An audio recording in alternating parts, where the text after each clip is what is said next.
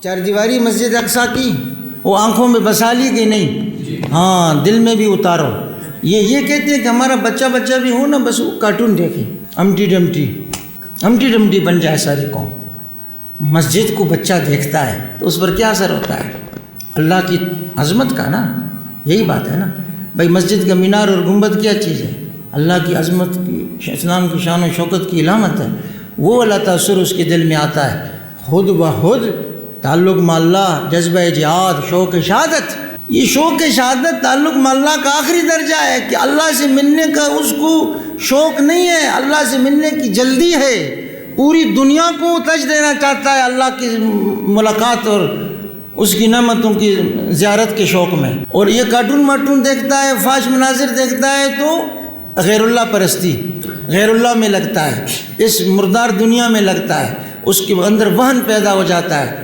آخرت کے کام کا تو آخرت کا تو رہتا نہیں، مسلمانوں کے کام کا بھی نہیں رہتا ہو۔ لہٰذا اس کو آنکھوں میں بھی بسانا ہے، دل میں بھی اتارنا ہے، ہر ایک کو صرف سمجھا دینا ہے، آپ کام بتا دینا ہے کہ یہ مقدس ترین تیسری مسجد ہے۔ ادھر نماز کا ثواب حرم مکی میں 1,00,000 جی، مسجد نبوی میں 1,000 اور ادھر 500، ضعف در ضعف، ٹھیک نا، تضعیف تنصیف۔ تو یہ حرم ثالث ہے، حرم قدسی ہے، مقدس ترین تیسری مسجد ہے۔ ایک عام مسجد کے بیت الخلاء کی اینٹ تم نہیں اکھاڑ سکتے جب تک کوئی گناہگار سے گناہگار مسلمان زندہ ہے۔ اس مقدس مسجد کی طرف تم نظر کرنا چاہتے ہو تو مسجد کی چار دیواری، پھر اس کے اندر کی مسجدیں، اس کے اندر کے گنبد اور اس کے مینارے، یہ ہو گئے۔ کئی سوالوں کا جواب اسی کے اندر ہے میرے بھائی۔ بے ربطگی کے اندر ربط آپ نے خود تلاش کرنا ہے۔ تو اس میں سبھی نے ذرا دیکھیں، یہ اللہ نے پوری ارض فلسطین، پوری ارض شام، لا تزال طائفۃ من امتی، یہ اس دن وہ ایک ساتھی کہہ رہا تھا کہ کوئی یقین تو نہیں ہے کہ یہ وہی ہوں گے، یقین تو نہیں ہے۔ میں نے کہا اس طرح یقین کا تو میں ترتیب الٹ ہوگی، میں پہلے دلیل دیتا ہوتا ہوں، بعد میں پھر غصہ نکالتا ہوں، ادھر الٹ ہو گیا کیونکہ میں دلیل دے چکا تھا۔ یقین کے تو ہم مکلف بھی نہیں ہیں، ہم تو غلبہ ظن کے مکلف ہیں۔ اور قطعیات کا انکار تو کفر ہو جائے گا۔ اللہ نے تو رحم کیا ہے کہ اجتہادی ظنیات کا مکلف کیا ہے کہ اگر کوئی بحث مباحثہ کرے چلو یہ بد نصیب تو نہیں ہوگا، ہم تو ظن غالب کے مکلف ہیں، ٹھیک ہے۔ دوسرا یقین بھی آؤ بات کرتے ہیں، پھر اگرچہ تمہیں اگر ظن غالب نہیں فائدہ دیتا تو یقین کی دلیل بھی فائدہ نہیں دے گی۔ لا تزالو کا کیا معنی ہے؟ طائفۃ من امتی، اور ہم بالشام، وہ شام میں ہوں گے اور رہیں گے ایسے۔ تو اس وقت شام میں اور کون ہے جو القدس کی حفاظت کے لیے جہاد کر رہا ہے؟ تو یہ اللہ تعالیٰ کہتے، کئی کہتے ہیں بارکنا حولہ، اس کے آس پاس بھی ہم نے برکتیں دی ہیں، بارکنا فیہا، اس کے اندر بھی ہم نے برکتیں دی ہیں، اور زمین کے اوپر بھی، اس کے تو اس اندر بھی، تو اس میں یہ زرخیز زمین ہے اور ہزار سال، 2,000 سال پرانے درخت یہاں پر موجود ہیں، اشجار و انہار کی زمین ہے۔ پورا شام، اس پورے شام کا اطلاق جس پر ہوتا تھا اس کی اب 4 ملک ہو گئے ہیں۔ یہ اصل میں وہ فلسطین کے جغرافیے سے تعلق ہے، ضمنی ایک بات بس کر رہا ہوں، 4 ملک ہو گئے ہیں اس کے۔ تو ایک تو مرکزی حصہ جو مسجد شام، یہ مسجد القدس کے آس پاس والا ہے، وہ ہو گیا فلسطین۔ اس کے شرقی جانب میں ہو گیا اردن، اور شمالی جانب میں ہو جاتا ہے موجودہ شام، سمندر کی طرف غربی جانب میں ہو جاتا ہے لبنان۔ تو شام کے 4 حصے ہو گئے، فلسطین، پھر اردن، لبنان، اور وہ شام جس کو اب شام ہی کہتے ہیں چھوٹا ہو کر۔ یہ پوری 4 ملکوں کی سرزمین ہی برکت والی ہے۔ حولہ کا یہ معنی، اور فیہا کا معنی خود پھر اس پوری سرزمین میں سب سے زیادہ برکت والی کون سی ہو گئی میرے بھائی؟ یہ دیکھیں نا، اللہ کی شان ہے نا، اس نے مکہ مکرمہ کو وادی غیر عزیزہ رکھا، جو آتا ہے ہمارے لیے آئے، ادھر کے نقشوں میں نہ الجھو، لیکن اس کو اس نے بڑی چشمے اور نہریں اور دریا اور بڑی زرخیز اور بڑے ہزار سارے پرانے درخت۔ تو اب آپ یہ بات سمجھے، حولہ کا کیا معنی ہے؟ پوری ارض شام، اردن، لبنان، شام پورا، ٹھیک۔ فیہا کا کیا معنی ہے؟ یہ فلسطین خود پھر مرکز ہے اس برکت کا۔ تو اس کے اندر مادی برکتیں بھی ہیں کہ بہت ہی زرخیز ہے، پانی بڑا ٹھنڈا میٹھا شفاف شفا والا صحت والا ہے، اور معنوی برکتیں بھی ہیں کہ ہمارے اکابرین جا جا کر وہاں اعتکاف کرتے تھے، درس دیتے تھے اور رہتے تھے وہاں، اور وہاں سے احرام باندھ کر عمرے کے لیے آتے تھے۔ تو ترکی حضرات کی جو حج کی گروپس ہوتے ہیں نا، وہ 3 تصویریں ان کے باہر لگی ہوتی ہیں، بیت اللہ کی، روضہ اقدس کی اور مسجد اقدس کی، کہ ہم آپ کو پہلے عمرے کے لیے لے جاتے وقت فلسطین لے جائیں گے، وہاں سے احرام باندھ کر پھر عمرے کے لیے چلنا۔ اس کے برکات ہی برکات ہیں، سیاسی بھی، سماجی بھی، عسکری بھی اور روحانی بھی۔ یہ اتنا جو خنجر کی شکل کا ہے نا، یہ ہے فلسطین، اس کی شرقی جانب میں یہ ہے اردن، اور اس کے اوپر شمال میں یہ ہے جس کو اب شام کہہ رہے ہیں، یہ اب جز پر کل کا اطلاق ہو رہا ہے، اور یہ اس کے الٹے ہاتھ پر اوپر ہے لبنان، ٹھیک۔ تو اس کا طوفان اقصیٰ کی شروع ہونے کی بڑی وجہ یہ تھی کہ پہلے وقت سے کوشش کی گئی تھی کہ اس کے آس پاس جو ملک ہے نا، یہ ایک ملک یہاں ہے مصر، اس ملک کے جتنے حکمران ہوں وہ اسرائیل کے مخالف نہ ہوں، وہ غاصبانہ قابضین کے مخالف نہ ہوں۔ تو قرآنوں کو قابو کرنے کا ایک ہی طریقہ ہے، وہ خاتون اول کو ان کی پیرنی بنا دو۔ ایسا کہ تھی وہاں اور نہ سمجھ آئی ہے نہ سمجھ سے خاتون اول کو قابو کر لو۔ یہ جو ہمارا اردن کا خاندان ہے نا، یہ ہاشمی ہیں، اس میں شک نہیں، سادات ہیں صحیح النسب، لیکن نجیب الطرفین سادات نہیں ہیں۔ ان کی تیسری نسل جب سے انہیں یہاں بٹھایا گیا، اس کی جو خاتون اول ہوتی ہیں مادر ملت، وہ یا یہودی ہے یا عیسائی ہے۔ تو ادھر بھی یہی حال ہے۔ وہ اس وقت شریف حسین صاحب کے بعد جو تھے عبداللہ، پھر طلال، پھر یہ عبداللہ ثانی، اس وقت سے یہی ہو رہا ہے۔ مصر میں بھی یہی ہے۔ یا عمر رضی اللہ تعالیٰ عنہ نے صحابہ کا پسینہ دے کر لیا تھا، خون تو انہیں دینا نہیں پڑا، اگلا ہوتا جس کا حلالی خون ہوتا تو مقابلہ بھی کرتا، اور صلاح الدین ایوبی نے خون دے کر لیا تھا، تمہارا خون گندا ہے تو دے دو۔ انبیاء کی وراثت کو، صحابہ کی وراثت کو، ایوبی جیسے اولیاء اللہ مجاہدین کی وراثت کو ایسے دے دیں۔ میں نے آپ سے کہا نا، آپ کے محلے کی مسجد ہے، اس کے بیت الخلاء کی کوئی اینٹ اکھاڑتا ہے، کیا خیال ہے؟ میرے محلے کی تو نہیں اکھاڑ سکتا، کیونکہ میں اپنے محلے کا سب سے گنہگار مسلمان ہوں، مجھ سے گزرے گا تو پہنچے گا بیت الخلاء تک بھی۔ کیا سمجھائے تو نے؟ تو یہ سارے دنیا کے یہ اولیاء اللہ مجاہدین، یہ علماء صلحاء مشائخ، یہ طلباء، یہ دیندار مسلمان، کیا سمجھائے تم نے؟ یہ غیرت سے خالی ہو گئے ہیں۔ اور جتنا جڑا سادہ جتنا ہوتا ہے اتنا غیرت مند ہوتا ہے۔ جاؤ غازی علم الدین شہید سے پوچھ لینا، ممتاز قادری سے بھی پوچھ لینا۔ پھر یہ اسرائیلی ملا ہیں، یہ اگر کسی کو برگلا دیں تو برگلا دیں، اور بات مت کرنا کسی مسلمان سے۔ ہم اس نظریے کو اندر کوٹ کوٹ کر بھر دیں گے کہ یہ فلسطینی مسلمانوں کا مسئلہ نہیں ہے، یہ اس دنیا بھر میں رہنے والے ہر کلمہ گو کا مسئلہ ہے۔ تم میں اگر ہمت نہیں ہے تو ایسا بول دو نا کہ ہمت والے کے پاس جا کر فریاد تو کر دو، دشمن کی بات کیوں کرتے ہو؟ اس کی لعنت سے تم نے حصہ لینا ہے تو یہ ملعون چہرہ، ملعون زبان ہمارے سامنے مت لانا، شکوے کا موقع بھی نہیں رہے گا پھر۔ تو یہ فلسطین کا وقت ہو گیا۔ یہ دیکھو جی، یہ تھوڑا سا جغرافیہ دیکھو میرے بھائی، وہ مسجد اقصیٰ کے بعد ہمارے سے فلسطین کی جغرافیہ پر آگے سبیلیں بھی رہتی ہیں، وہ سبیلیں، یہ شام کہا جاتا تھا۔ یہ عراق ہے نا، عراق دیکھ رہے ہو، عراق، تو شام ان 4 ملکوں کے مجموعے کو کہا جاتا تھا۔ اب اس کو توڑ توڑ کر جو حولہ تھا وہ تو ادھر ادھر بانٹ دیا، اس کو توڑ کر یہ چھوٹے سے حصے پر انہوں نے کام شروع کیا، تو اس چھوٹے سے حصے کو بھی پھر بانٹنا شروع کیا، اور وہ 48 کے بعد ہر 10 سال بعد، ہر 20 سال بعد کچھ نہ کچھ پیش قدمی انہوں نے جاری رکھی، جو اپنے خطرناک حصے کو پہنچ چکی تھی۔ آپ صبح اٹھتے تو آپ کو یہی کٹی پٹی لاشوں کی تصویریں ملتی، لیکن ان کے پیچھے کچھ اللہ والے سینہ دے کر کھڑے ہوئے وہ نظر نہ آتے۔ مسجد آپ کو معاذ اللہ ثم معاذ اللہ خاکم بدہن اس کا کچھ حصہ نظر نہ آتا، پھر کیا کر لیتے؟ ابھی چند جانے ہی تو گئی نا، اس نے تو ایسے بھی جانا ہے۔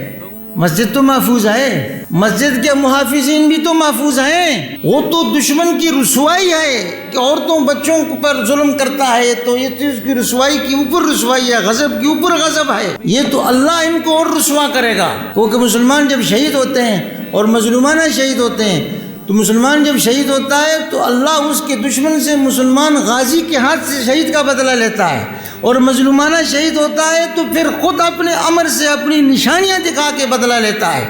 آپ رکھو اپنی ہمدردی اپنے پاس، یہ جاہلانہ ہمدردی نہیں چاہیے، نادان دوست والی۔ مظلوم مسلمانوں کو کچھ نہ ہو، پر مسجد کے مظلوم کو کچھ ہو جائے تو ہو جائے، یہ آپ کو سمجھ ہی نہیں آ رہی یہ بات۔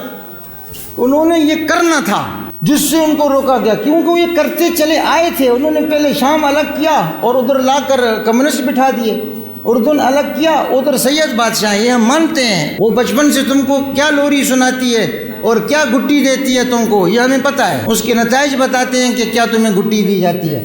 یہ لبنان بیچارہ یہ تو ایسے ہی آدھا عیسائی تھا، آدھا فاش ہو گیا، آدھا دنیا دار ہو گیا، آدھا اس کو کچھ پتہ ہی نہیں ہے۔ یہ مصر کو بھی انہوں نے قابو کر لیا۔ اب یہ بیچارے فلسطینی مسلمان اتنے حصے میں ہو گئے محصور۔ یہ سعودیہ کی سرحد پہلے یہاں تک لگتی تھی، وہ قربان تھی وہاں۔ اب یہ چاروں ملک، ان میں سے کوئی کہیں سے ان کی کوئی مدد نہیں کرتا، تو انہوں نے اگلی تقسیم مکانی شروع کی۔ اگلا جیسے یار مسجد اقصیٰ کا کچھ تعارف ہو گیا۔ اب ہم دوسرے حصے میں آئے ہیں کہ ارض فلسطین کا جغرافیہ، ٹھیک ہے نا جی۔ ہو سکتا ہے کسی سبیل کا پانی اللہ نصیب کرے، ہو سکتا ہے کیوں نصیب ہوگا، ہمیں نہیں تو ہمارے بھائی کو نصیب ہوگا، نصیب ہے۔ ہاں اس میں کیڑی بات ہو گئی، واہ واہ واہ واہ، اس کے حصے کا پانی ہمارے حصے کا وہ پی لے، اس کے حصے کا خون ہم دے لیں گے، یہ کون سی بڑی بات ہے؟ تم کو یہ زام ہو گیا کہ ان کو ہم نے میکڈونلڈ KFC کھلا کھلا کے اندر سے برگر کر دیا اس کو جی، اور یہ ہالی ووڈ بالی ووڈ دکھا دکھا کے اس کے ایمان کو ہم نے کمزور کر دیا، تو اس کو اب قابو بھی کر لیں گے۔ اور نہ میں صدقے نہ نہ نہ نہ، مال بھی ہم تمہارا کھائیں گے بچیا، اور قبضہ بھی تجھ ہی سے چھڑائیں گے، اور دنیا آخرت کی رسوائی تیری ہمارے ہی ہاتھ سے ہوگی۔ ہاں جل کھلا، بہت چشمے سبیلیں۔ تو جو بادشاہ وہاں آتا تھا یا جو وہاں زیارت کے لیے گیا، کوئی امیر آدمی بھئی ایک سبیل میری طرف سے بناؤ، خدا کا واسطہ ہے میرا بھی صدقہ جاریہ قبول ہو جائے یہاں پر، تو یہ وہ بہت میٹھا ٹھنڈا پانی ہے، اس کے اوپر پھر عمارت بنا دیتے تھے ایسے، پھر عمارت بنا دیتے تھے ایسے، جیسے آج کل مسجد میں لوگ ٹنکیاں لا کر رکھتے ہیں نا کولر ٹھنڈے پانی کا، یہ ٹھنڈے پانی کی کولر ہیں وہاں پر، اللہ نے ادھر زمین میں جاری کیے تھے، مسلمانوں نے نکال نکال کر اوپر نا ایسے سبیلیں یہ بنا دی جی۔ آگے دیکھ رہے ہیں یہ چھوٹے قبے، وہ بڑے کو ہم گنبد کہیں گے نا، یہ چھوٹے کو قبے کہیں گے جی۔ تو الگ الگ نام ہے اس کے، جو آتا تھا بنا دیتا تھا، اور ٹھنڈا میٹھا پانی ان کا ہوتا ہے، صحت بخش جان افزا۔ یہ فوارہ ہے، ادھر باہر سے وضو بھی کر لیتے ہیں، فوارہ ہے جی جناب جی۔ ہاں یہ جگہ جگہ چھوٹے چھوٹے قبے ہیں، نیچے کسی عالم نے بیٹھ کر پڑھایا، کسی شیخ نے اپنے مریدین کو تزکیہ نفس کا درس دیا، تو آہستہ آہستہ وہ ان سے منسوب ہو گیا، آہستہ آہستہ چھوٹے چھوٹے قبے تاریخ کے مختلف ادوار میں بنتے گئے۔ ٹھیک ہے دکھاؤ، پورے دکھاؤ، ہو گئے۔ ہاں یہ کیا ہے، یہ جب گنبد صخرہ بنایا گیا نا، یہ جب گنبد صخرہ بنایا گیا تو اس کا پہلے ایک روکار بنایا گیا، ماڈل کو اردو میں روکار کہتے ہیں، تاکہ ہم اس کو پھر وہاں بڑے پیمانے پر مستحکم کر کے بنا سکیں۔ یہ اس کا ایک چھوٹا سا یہ بنا دیا گیا۔ بقیہ یہ قبے اسی طرح کے، ہر ایک کی اپنی اپنی تاریخ ہے، جو انسانی آنکھوں سے اوجھل ہے۔ ہماری آنکھ میں تو دھند کے علاوہ غصہ بھی ہے، ہماری آنکھ سے بھی اوجھل ہے، اتنی بات کرنی چاہیے جتنی آتی ہو۔ مزید علم مزید علم مزید علم، میں انشاءاللہ کل ہی ان کو اسپانسر خط دے دیا ہے، وہ آئیں گے دکتور، اللہ کرے کہ جمعہ کا دن ہو، یہی جگہ ہو، تو میں ان کے ذریعے سے آپ کو بیان کرواؤں۔ پھر اگر کوئی چیز مفہوم ہو تو ان سے پوچھنا، بس علم کا یہ بھی حصہ ہے، جتنا آتا ہے اتنا ہی بولو۔ تو اتنا ہمیں آتا ہے کہ یہ مسجد ہے، اور یہ اس مسجد کے مختلف حصے ہیں، اور اس کے ہر حصے میں ہماری جان، ہماری روح، ہمارا ایمان اٹکا ہوا ہے۔ اس کی حفاظت کے لیے ہم سے کیا ہو سکتا ہے، یہ مت مجھ سے پوچھیں، مت کسی عالم سے پوچھیں، مت کسی اور سے پوچھیں، استفت قلبک، اپنے آپ سے پوچھیں کہ تم کیا کر سکتے ہو۔ اتنے عاجز نہیں ہو تم نے، یہاں سے اپنا ملک چھوڑ کر باہر ملک میں جا کر بیراگیری کرنی ہوتی ہے، 18 راستے نکال لیتے ہو، صرف یہاں کی حفاظت کے لیے ہم سے پوچھتے ہو۔ تو یہ مسجد اقصیٰ کا تعارف ہمارے سبق کا پہلا حصہ تھا۔ اس کے بیچ میں ہم نے کوشش کی کہ جو ایک حصہ الگ سے ہے نا، دلائل اور جواب، وہ ذرا خشک ہو جاتا ہے، وہ بیچ بیچ میں آ جائے، یہ ہوا۔ اب ہم ذرا دوسرے حصے میں آ گئے ہیں کہ ارض فلسطین کا جغرافیہ۔ تو دوسرا حصہ میں نے عرض کیا کہ وہ ہے ارض فلسطین کا جغرافیہ۔ کیونکہ جھگڑا دونوں باتوں پر ہے. پہلی وہی کہ مسجد اقصیٰ کی تولیت کس کی، دوسری یہی کہ ارض فلسطین کی وراثت کس کی. مسجد اقصیٰ کی تولیت کس کی؟ امام الانبیاء کے وارثین کی، جس نے تمام انبیاء کی یہیں پر امامت کی، تو تمام امتوں کی امامت بھی ان کی امت کرے گی، اس کی تولیت. اور کس کی تولیت؟ وراثت کس کی؟ ان الارض یرثها عبادی الصالحون. اب یہاں خیال کرنا ذرا، وہ کہتے ہیں کہ یہودیوں سے زیادہ گناہ تو مسلمان کرتے ہیں، پھر ان کی کیسے تولیت؟ خیال کرنا، ایک ہوتا ہے وہ اصولی گناہ جس کے اوپر کوئی چیز مشروط کی گئی تھی، وہ مسلمان کبھی نہیں کرتے اور تم اس کی ہر بدترین شکل کرتے ہو. وہ کیا تھا کہ اللہ کی توحید کی امانت سینے میں رکھنا، شرک جلی خفی نہ کرنا. نہیں کر سکتا کوئی مسلمان، کرے گا تو مسلمانوں میں سے پہلے کھڑے ہوں گے. یہ کیا کرتے ہو؟ اللہ کی شریعت میں تعریف مت کرنا. تعریف کیا؟ بدعت کر کے کوئی دکھائے، پہلے ہم کھڑے ہوں گے کہ بھائی یہ مت کرنا، عقیدت تمہاری اپنی جگہ، یہ کام مت کرو. اللہ کی کتابوں پر ایمان، ایک ایک نقطے کا ایک ایک بچہ محافظ ہے مسلمانوں کا، اور تم کا ایک ایک نقطے کا ایک ایک ربی اس کا بیچنے والا ہے. ہم سر فروش ہیں، تم ایمان فروش بھی ہو، کتاب فروش بھی ہو، فتویٰ فروش بھی ہو، شریعت فروش بھی ہو تم. سوال اور جواب سمجھے کہ نہیں؟ تولیت کس کی؟ امام الانبیاء کی، جس کو خدا نے آخری پوری قیامت تک کے انسانوں کے لیے ہدایت کا ذریعہ بنایا، اماموں کا امام بنایا. اسی کے ورثہ کی تولیت. جو شریعت ہے اس دنیا میں وہی اس مسجد بیت اللہ کی، تمام دنیا کی مساجد کی متولی وہی ہوگی. وراثت کس کی؟ صالحون کی. اب خیال کرنا ذرا، تو گناہ تو آپ بھی کرتے ہیں. ارے بھائی اصولی گناہ ہم نہیں کرتے. مثلا تم لوگ اللہ کے بھی دشمن ہو. من کان عدوا للہ و ملائکتی و رسولی و جبریل و میکال. ہم جب تراویح میں سنتے تھے نا آیت، ہم حیران ہوتے تھے کہ کون اللہ کا دشمن ہو سکتا ہے، اور ان میں سے ہر ایک اللہ کا دشمن ہے. یہ جتنے نوبل سائنسدان یہودی گزرے ہیں، یہ سب یہ تحقیق کرتے تھے کہ مرنے کے بعد تو اللہ نے ہمیں عذاب دینا ہی دینا ہے، دنیا میں تو دیا ہی دیا ہے، تو احرص الناس علی حیات. اب ہمیں مرنے کے بعد کا عذاب نہ ہو. زندگی کسی طرح ہماری کائنات کا تخلیق کا راز اور انسان کی تخلیق کا راز یہ ہم پالیں تو مرنے سے بچ جائیں. یہ گناہ نہیں کرتے مسلمان کہ اللہ سے دشمنی پالیں، اللہ کے استہزاء استخفاف کریں، اللہ کی اس کا توحید کو چھوڑ کر شرک کریں. یہ نہیں کرتے ہم. ٹھیک. دوسرا، اللہ کے رسولوں کا اوپر ایمان، ان کا ادب، ان کا احترام. حضرت موسیٰ و عیسیٰ علیہ السلام، تمام انبیاء بنی اسرائیل، تمام اس کائنات میں آنے والے انبیاء میں سے ہر ایک نبی مسلمانوں کے عقیدے کے مطابق تمام انسانوں سے وہ نبی مقدس ہے، بالا تر ہے، عظیم ترین انسان ہے. اس پر ایمان اجمالی لانا یہ بھی فرض ہے، اور اس کا ادب احترام کرنا بھی فرض ہے. تو ہم تو آپ کے انبیاء کا بھی احترام کرتے ہیں. ما انزل الیک وما انزل من قبلک لا نفرق بین احد من رسلہ. تیسرا عہد جس پر یہ تولیت دی گئی تھی کہ اللہ کی کتابوں کی حفاظت کرنا، تم نے تو اس کے اندر لفظی تعریف بھی کی، معنوی تعریف بھی کی، اس کو اپنی خواہش پر بھی بیچا، اس کو دنیا کے اس دینار و درہم پر بھی بیچا. تم تو تیسری شرط پر بھی پوری نہیں اترے. بھائی بات سمجھ میں آئی ہے؟ مسلمان من حیث المجموع یہ کام نہیں کرتے. اللہ، رسول، کتاب، اس پر کوئی سمجھوتا نہیں کرتے. اگر کوئی کرے گا وہ فوراً ان کے دین سے خارج ہو جاتا ہے. آپ کے تمام انسانوں کا جو اللہ ہے، اگر اسی کو اللہ مانتے ہیں، کسی اور کو نہیں مانتے، اس کا بھی احترام کرتے ہیں. تمام انبیاء کا احترام کرتے ہیں. تمام کتابوں پر ایمان لائے بغیر ان کا اپنا ایمان نہیں مکمل ہوتا. یہ جواب سمجھے کہ نہیں حضرات علماء کرام؟ یہ طالبوں کو تو میں سمجھا لوں گا، ان کا مسئلہ نہیں ہے، اس کی میں ہماری پرانی یاری ہے، اس کو مجھے طریقہ آتا ہے سمجھانے کا. آپ حضرات سمجھے جی؟